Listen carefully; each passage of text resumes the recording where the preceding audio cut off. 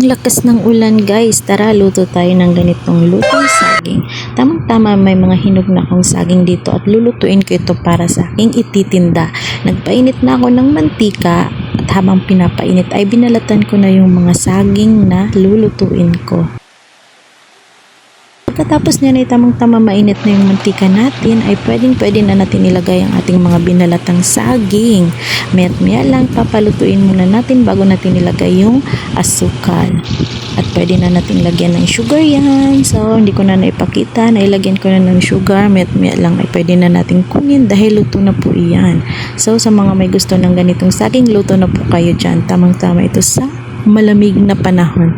Charan! So ayan, ready na po ang ating ititindang saging. At para sa aming merienda ay maglalaga na lang po kami ng saging dahil mas gusto po namin yung nilagang saging. Kayo ba? Ano bang gusto nyo? Nilaga or yung with sugar na?